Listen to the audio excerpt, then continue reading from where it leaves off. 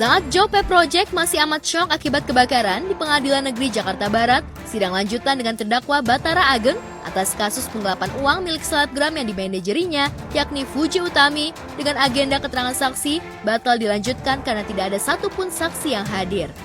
Sebaliknya, pihak Bathara berdalih sidang kemarin merupakan agenda pembacaan eksepsi atau pembelaan terdakwa. Majelis Hakim menganggap dalam berita acaranya itu sidang hari ini adalah pemeriksaan saksi dan faktanya saksinya juga belum bisa dihadirkan oleh jaksa, maka nanti saya akan sampaikan kepada kawan-kawan wartawan aja eksepsi saya itu seperti apa, kan biar dilihat dan dibandingin. Mungkin biar publik aja yang menilai. Namun meski sidang harus ditunda hingga pekan depan, di luar sidang Ibunda Bathara, Ari Arsyianti, yang hadir ditemani kuasa hukum putranya, mengaku jika tudingan Fuji pada putranya terkait penggelapan uang sebesar 1,3 miliar merupakan tudingan yang amat bombastis dan mengarah pada kriminalisasi. Pasalnya, seperti yang dibeberkan kuasa hukumnya, tidak ada bukti sahih berupa rincian uang di rekening yang ditaksir mencapai sejumlah uang yang dituduhkan. Tiba-tiba dalam surat dakwaan itu menyimpulkan bahwa klien saya, terdakwa Bathara itu menggelapkan dana 1,3. Nah, kami mempertanyakan 1,3 itu cara hitungnya dari mana?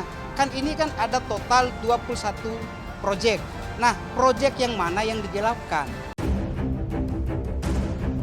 Ketiadaan bukti itu sedianya akan dibacakan dalam eksepsi nanti.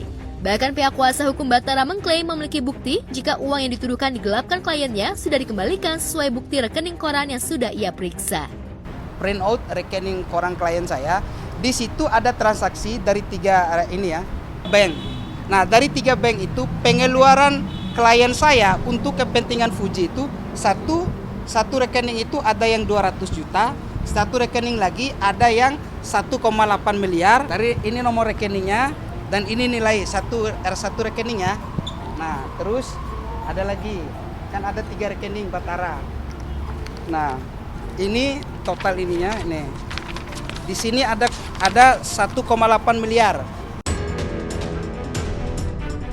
Selain itu, kuasa hukum Bathara juga menguraikan isi dakwaan kubu Fuji jika dalam satu proyek Bathara mendapatkan komisi 5% dengan gaji bulanan hanya sekitar 500.000 sampai 1 juta rupiah per bulan. Ternyata ada pengembalian jauh dari 1,3, Pak. Ada satu tadi ada 1,8 miliar, satu lagi ada 800, satu lagi ada 200. Nah, yang menjadi pertanyaan kita ini, apa proyek yang mana yang digelapkan itu? Sampai sekarang nggak ada uraian yang tegas. Masalah uang yang tidak salah penggunaan atau saya nggak kurang paham deh waktu itu ya, tapi yang seharusnya menjadi hak si Fuji tetapi telah diselewengkan oleh manajernya. Sementara terkait mobil yang dimiliki Bathara saat ini sudah ditarik pihak leasing. Mobil kredit tersebut diklaim pihak Bathara merupakan hasil dari gajinya bukan dari pemberian Fuji. Tak ayal jika Ibunda Bathara pun berharap Hakim Pengadilan Negeri Jakarta Barat bisa mengambil keputusan yang adil bagi putranya. Ada mobil dan udah diambil. Kalau masalah mobil juga yang dipermasalahkan di sini, ini versinya Bathara itu pun uang gaji dia.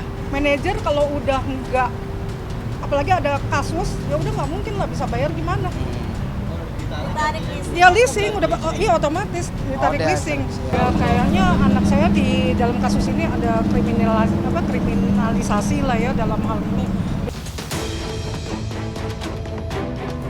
Ya, sebelumnya pihak Fuji memang mengklaim telah merugi miliaran rupiah dari beberapa proyek yang dilakoninya saat masih di bawah asuhan ex-manajer. Kubu Fuji mengklaim mengalami kerugian hingga 1,3 miliar.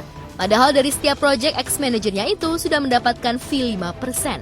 Namun terkait gaji ex-manajer yang disebut-sebut hanya berkisar 500.000 hingga 1 juta rupiah, kubu Fuji memang ogah meresponnya. Ini kan hubungan yang dibangun, hubungan hukum yang terjadi antara klien saya dengan saudari Fuji ini kan bermula dari hubungan perdata. Harusnya ini kan persoalan perdata antara klien saya dengan Fuji. Nah, yang membuat saya heran kenapa ini kasus diangkat di pidana. Nanti deh, karena kan juga belum proses sidang, kita belum tahu pasal-pasal nanti yang terbukti. Sekarang pihak manajer sudah ditahan dan kelanjutannya tentu hukumlah yang akan nanti memutuskan. Kami percaya dan yakin Pengadilan Negeri Jakarta Barat akan memutuskan dan akan mengambil keputusan yang seadil-adilnya. Dan kami akan memperjuangkan itu juga. Saat kubu Batara meradang karena merasa dikriminalisasi dengan tuduhan penggelapan uang milik Fuji yang amat fantastis jumlahnya, di momen lain, Fuji juga mencurahkan isi hatinya saat sesi podcast ihwal pelakuan pihak film layar lebar yang pernah dibintanginya. Ia belak-belakan mengaku menyesal karena diperlakukan tidak baik karena aktingnya dinilai buruk.